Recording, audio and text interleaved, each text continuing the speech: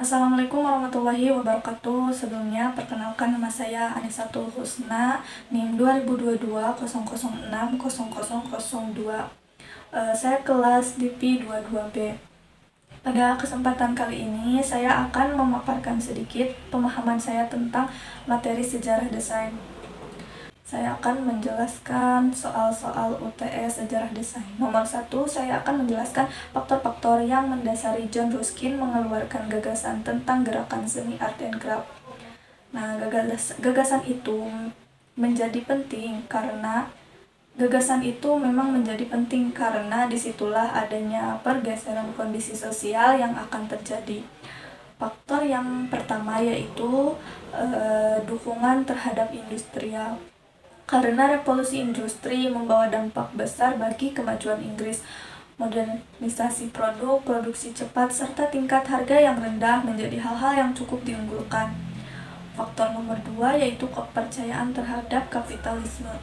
Karena sistem perekonomian yang menekankan peran kapital atau modal ini, yakni kekayaannya dalam segala jenisnya itu akan termasuk ke dalam barang-barang yang digunakan dalam produksi barang lainnya.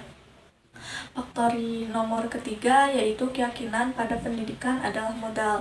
Semakin banyak orang yang berpendidikan, maka semakin mudah bagi suatu negara untuk membangun bangsanya. Hal ini dikarenakan karena telah dikuasainya keterampilan, ilmu pengetahuan, dan teknologi oleh sumber daya manusia, sehingga pemerintah lebih mudah dalam menggerakkan pembangunan nasional.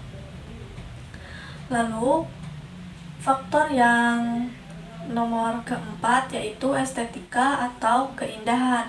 Nah, estetika itu bisa disebut keindahan karena merupakan ilmu yang membahas bagaimana keindahan bisa terbentuk dan bagaimana supaya dapat merasakannya.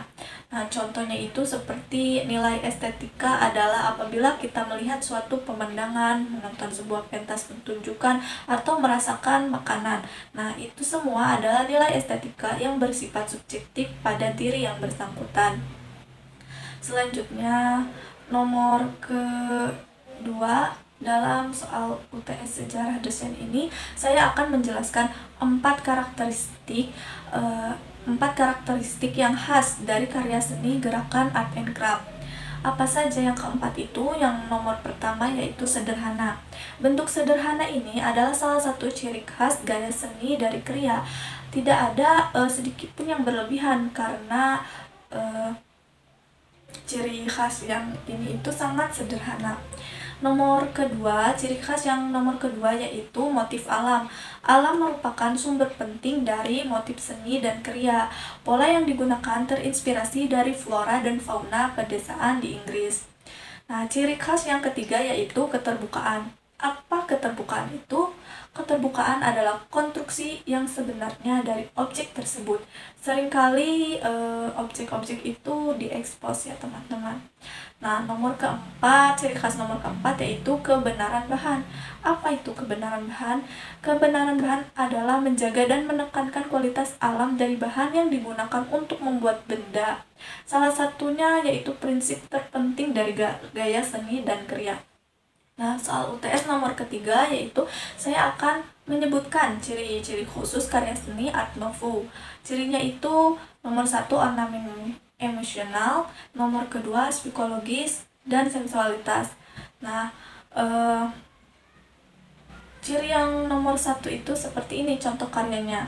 Nah, pada gambar ini berceritakan ornamen yang emosional karena pada gambarnya sebagian gayanya itu ekstravaganza, memiliki kesan pewarnaan yang datar atau flat, tidak membentuk kesan ruang 3 dimensi. Umumnya itu seperti asimetris dengan gambar dan tulisan saling mengimbangi. Ornamen ini terinspirasi dari alam seperti flora dan fauna dengan penuh sulur-sulur dan ukiran kelopak bunga yang cenderung tampil berlebihan untuk menekankan keterampilan yang bersifat sangat emosional. Nah, lalu contoh karya psikologis dan sensualitas itu seperti ini. Nah, karya yang seperti ini menitik beratkan pada konsep pemahaman kehidupan modern, merupakan gaya yang pertama kali menerapkan unsur psikologis dan seksualitas modern. Gaya ini sangat terasa kuat mempengaruhi desain grafis dan seni bangunan dengan cita rasa seni yang tinggi dan eksentik dan sangat mahal dengan tingkat kesulitan detail dalam elemen serta ornamennya. Nah, pada soal UTS nomor keempat, saya akan menjelaskan apa yang membedakan gerakan seni art and craft dan art nouveau. Perbedaan antara art and craft dan art nouveau yaitu kalau art and craft merupakan ideologi yang mengkritisi industrialisasi dan penggunaan mesin-mesin serta bahan-bahan fabrikasi. Nah, art and craft itu mengunggulkan pengrajin atau tukang. Semua itu adalah gerakan sosial dan artistik dan terinspirasi dari gaya gotik, namun lebih memperbanyak unsur ornamen atau skulpturnya. Nah, kalau art nouveau itu meninggalkan konsep sosial dari art and craft. Kenapa? Karena menerima dan terbuka terhadap bahan-bahan fabrikasi dan penggunaan mesin, membuat karya sebagai ekspresi artistik. Nah, itu semua tadi adalah penjelasan saya seputar soal-soal mata kuliah sejarah desain. Saya mohon maaf jika ada salah kata atau salah dalam penjelasan saya. Saya cukupkan sampai di sini. Mohon maaf jika ada kesalahan. Terima kasih atas perhatiannya. Wabillahi taufiq wal hidayah. Wassalamualaikum warahmatullahi wabarakatuh.